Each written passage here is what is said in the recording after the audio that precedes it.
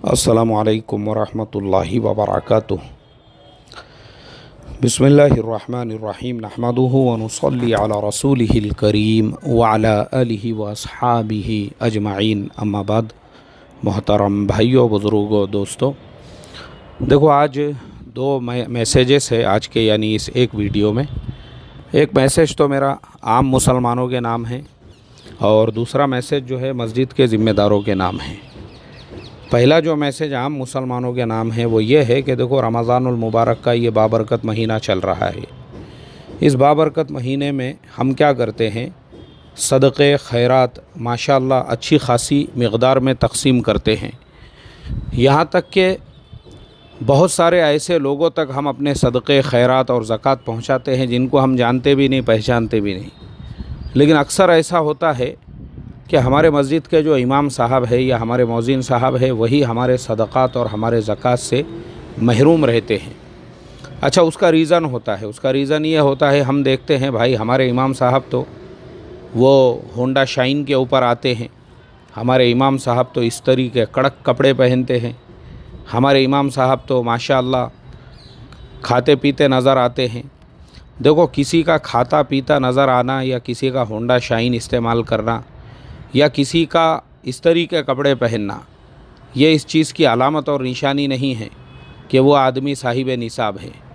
Honda shine नहीं, अगर मैं कहता हूँ उनके पास होंडा यूनिकॉर्न भी है, मारुति 800 भी है, अगर वो कार में भी आते जाते हैं तो इसका मतलब ये नहीं है कि वो साहिब निसाब है, क्योंकि वो तो सवारी है, वो उनके हवाईज असलिया में आएगी।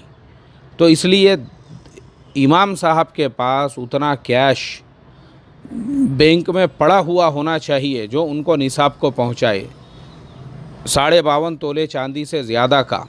अब हमारे इल्म में नहीं है, हम तो इमाम साहब की जो ज़ाहिरी वज़ाक़ता है, भाई इमाम साहब को तनख्वाह कितनी जा रही है मस्जिद से, मुश्किल से 8 से 10 हज़ार रुपये। साल भर का भी अगर आप हिसाब करेंगे तो 8 से 10 हज़ार रुपये से ज़्यादा तो उनके घर के अखराजात है, ख़र्चे हैं, फिर उनके पास सेविंग कहाँ से हो रही है। तो अक्सर अइम्मा जो है ना वो मुस्तहिक़ ज़कात होते हैं, ये चीज़ एकदम क्लियर मैं बोल रहा हूँ और आप लोग भी ध्यान से सुनो। अक्सर इमाम वो ख़ुद मुस्तहिक़ ज़कात होते हैं, क्योंकि उनके पास उतने पैसे ही नहीं होते हैं। अगर इमाम साहब ने प्लॉट भी ले लिया हुआ है, बाज़ औक़ात ऐसा भी होता है, अरे इमाम साहब का तो प्लॉट है, बोले यार इमाम साहब का अगर प्लॉट भी है, मिसाल के तौर पे वो 5 लाख का भी है, 50 लाख का भी है, इमाम साहब ने हर साल थोड़े थोड़े करके भी अगर प्लॉट वाले को दिए हैं, तो चूँकि प्लॉट पे उनका घर बनाने की नीयत है तो भी वो निसाब में दाखिल नहीं होंगे, क्योंकि वो प्लॉट जो है वो कोई उनका सामान तिजारत नहीं है, वो तो उनके घर की, यानी उनका घर बनाने के लिए है। तो इसके लिए तब भी वो इमाम साहब मुस्तहिक़ ज़कात होंगे। तो अक्सर इमाम जो है ना वो लोग बेचारे मुस्तहिक़ ज़कात होते हैं। मौज़िनों का तो बेचारों का सवाल ही नहीं पैदा होता। जब इमाम साहब ही मुस्तहिक़ ज़कात है तो मौज़िन साहब बदरजे ऊला मुस्तहिक़ ज़कात होंगे। तो इसलिए मस्जिद के जो खुद्दाम होते हैं, मस्जिद के मौज़िन साहब होते हैं, इमाम साहब भी जो है, आप उनको ज़कात बोलकर मत दो, आप उनको रमज़ान का हदिया बोलकर दो, आप उनको अपनी तरफ से जो है ईद का तोहफ़ा बोलकर दो। इस तरीक़े से भी आप इमाम साहब तक जो है अपनी ज़कात की रकम से भी उनका ताउन कीजिए, उनकी मदद कीजिए, वो आपके इमाम साहब हैं। ऐसे ही अब रमज़ानुल मुबारक में अक्सर हमारे मस्जिदों में चंदा जमा होता है इमामों को हदिया देने के लिए। तो उस चंदे के अंदर भी एक चीज़ याद रखो, पहले तो सब लोगों का ये काम है कि वो भी अपने इमाम साहब को हदिया दे, साल में एक मरतबा, चाहे आप ये ज़कात में से नहीं दे रहे हैं, बग़ैर ज़कात वाला दे रहे हैं, तो भी आप उनको दे सकते हैं।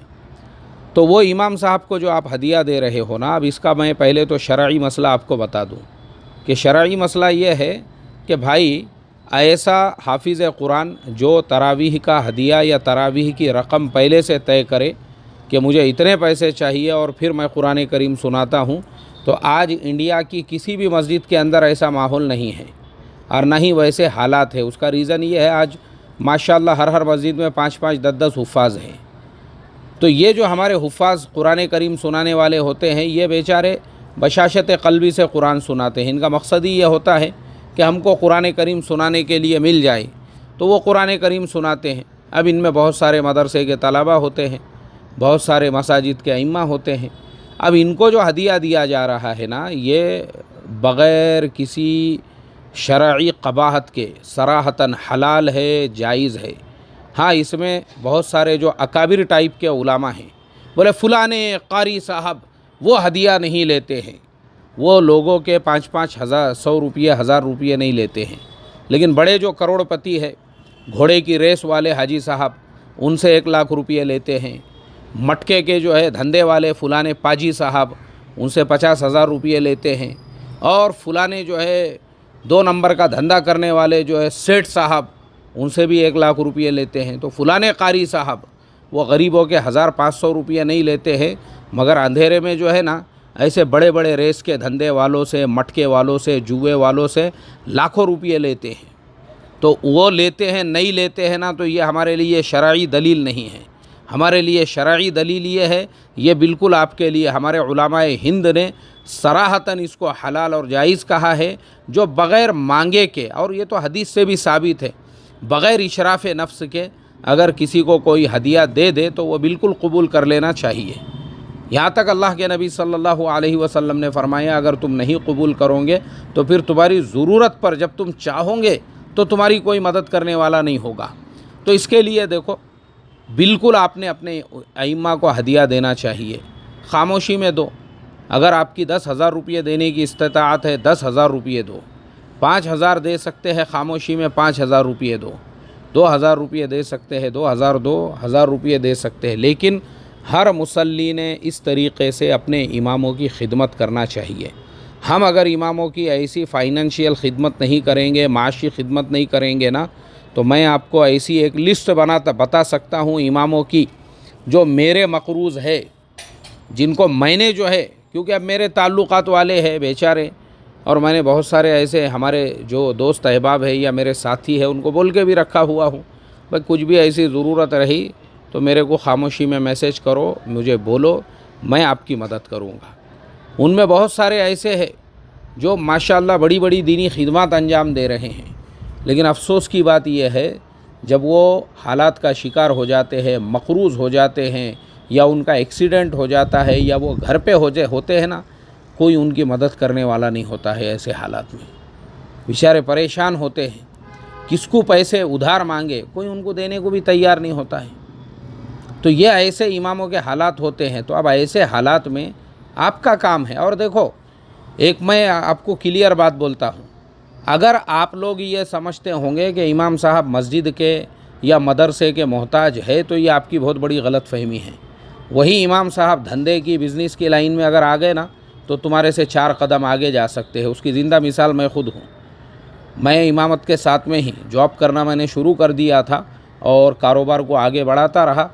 आज मैं जितनी मस्जिदों में मैंने इमामतें किया हूँ, जितनी मस्जिदों में, मैं अल्लाह का शुक्र अदा करते हुए हालत रोज़े में ये बात बोल रहा हूँ, किसी घमंड किसी फ़ख्र के साथ में नहीं, बल्कि एकदम शुक्र के साथ में। मेरे जितने मुसल्ली थे, उन सारे मुसल्लियों से ज़्यादा अल्लाह ताला ने आज मुझे जो है ज़कात देने वाला बनाया। इस साल का मेरा जो ज़कात का हिसाब है, अल्हम्दुलिल्लाह वो 30 लाख रुपये से ज़्यादा का है। तो मैं ये बात जो है ना, डेंगे मारने के लिए, शेखी बघारने के लिए नहीं बोल रहा हूँ आपको सिर्फ़ एक बात समझाने के लिए कि याद रखो, अगर आप लोग इमामों की फ़ाइनेंशियल मदद करोगे ना, तो उनको बाहर दूसरा कोई धंधा कारोबार कमाने की ज़रूरत नहीं पड़ेगी। नहीं तो क्या होगा, मजबूरन उनको फिर ये लाइनों में वो आएंगे ना, तो वो फिर सारे रिकॉर्ड तोड़ देंगे। ये खाली मेरा अकेले का मसला नहीं है, ख़ुद मेरे भी शागिर्द है कई, यहीं पूना में, यही कोंडवा में जहाँ पे मैं रहता हूँ, यहीं पे हमारे मदरसे में जहाँ मैं ख़ुद पढ़ा हूँ, वहाँ के ही कहीं मुझे फ़ारिगीन मिलते हैं। कोई जॉब कर रहा है, कोई किसी IT कंपनी में है, किसी को 50,000 रुपये, किसी को 70,000 रुपये, ऐसी उनको सैलरीज़ मिल रही है। अब मुझे बताओ, एक हाफिज़, एक आलिम, एक इमाम, अगर वो दुनियावी लाइन में आए ना, एक बात याद रखो, कोई उसका हाथ नहीं पकड़ सकता है। मैं बता रहा हूँ आपको, मेरे शागिर्दों की मिसाल मुझे मिलते रहते यहाँ पे, कभी कभी मुलाकात होती, कभी अकाउंट वगैरह के सिलसिले में मेरे ऑफिस में आते, वो ख़ुद बताते कि हमारा ये दीनी किसी लाइन से कोई लेना देना नहीं है। उसका रीज़न ये है, कहाँ महीने में जो है 8,000 10,000 की तनख्वाह का इंतज़ार करते बैठेंगे, कहाँ मोहतमिम साहब की खुशामद चमचागिरी चापलूसी करते बैठेंगे, कहाँ पे तनख्वाह के इंतज़ार में बैठेंगे। اس سے اچھا ہے بولے ہم لوگوں نے بھی جو ہے آئی ٹی کی لائن میں اپنے آپ کو ایکسپرٹ بنائے. آج وہ سب آئی ٹی میں، کوئی آئی ٹی میں، اور جو جاب نہیں کر رہے ہیں نا وہ بزنس کر رہے ہیں. میرے اپنے شاگردوں میں کئیوں کو میں جانتا ہوں، کئیوں کو پہچانتا ہوں. کوئی ڈھابا چلا رہا ہے، کوئی ہوٹل چلا رہا ہے، کوئی چائے کی دکان چلا رہا ہے، کوئی کچھ کاروبار کر رہا ہے. ابھی ایک شاگرد میرا، میں نے زومیٹو کے اوپر آرڈر دیا تھا، دروازے پہ میں گیا تو دیکھا وہ میرا ہی شاگرد تھا اور عالم ہے وہ پورا مکمل. تو میں نے اس کو بولا تو اس نے کہا میں فلانا کاروبار کر رہا ہوں، لیکن اس کے ساتھ ساتھ صبح میں 2-4 گھنٹے جو ہے میں یہ بھی کام کر لیتا ہوں. اب مجھے آپ بتاؤ، دیکھو کوئی شرم کی بات نہیں ہے اس میں آپ کو وہی بول رہا ہوں. تو یہ کیوں نوبت آتی ہے؟ نوبت اس لیے آتی ہے کہ بھائی ہم ہمارے علماء کی، ائمہ کی معاشی طور پہ اگر خدمت انجام دیں گے نا، ان کو یہ ضرورتیں نہیں پڑیں گی. اور وہ خدمت کرنے کا موقع یہی ہوتا ہے رمضان کا مہینہ. اور ہم کیا سوچتے ہیں، ارے امام صاحب کے پاس تو ہونڈا شائن ہے، امام صاحب تو اس طریقے کپڑے پہنتے ہیں، ارے امام صاحب کے تو، ارے بھائی امام صاحب کی ظاہری وضاحتوں کو مت دیکھو، امام صاحب کی مدد کرو. امام صاحب فائنینشیلی اسٹرانگ ہوں گے تو ایک دم ذہنی طور پہ پرسکون ہو کر، ابھی جیسے میں نے اس دن بتایا، میں نے صرف تفسیر قرآن کے لیے پورے مہینے بھر کی چھٹی لیا ہوا ہوں. صرف مطالعہ، روزہ، افطار، تراویح، اس کے علاوہ اور کچھ کام کرنا نہیں ہے. کیوں میں نے ایسا کیا؟ کیونکہ میں فائنینشیلی ایک دم فری ہوں الحمدللہ، ٹینشن نہیں ہے اپنے کو 1 روپیے کا بھی.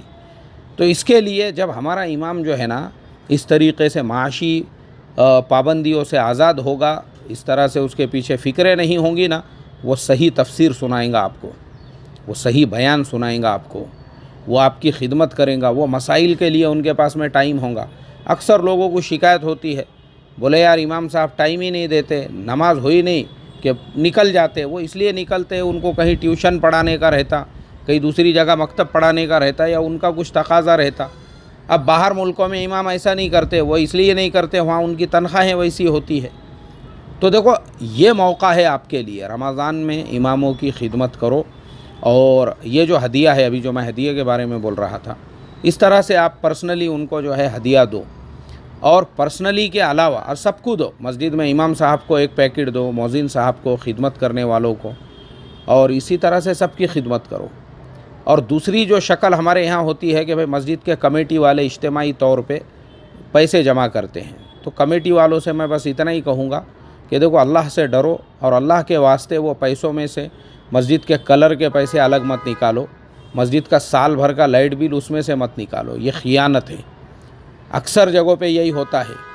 امام صاحب کا ہدیہ ذرا زیادہ جمع ہو گیا تو مسجد واقع ٹرسٹیوں اور کمیٹی والوں کے نیتوں میں کھوٹ پیدا ہو جاتی ہے، ان کے خود کے دل میں حسد پیدا ہو جاتا ہے، پیٹ میں گومڑا اڑ جاتا ہے.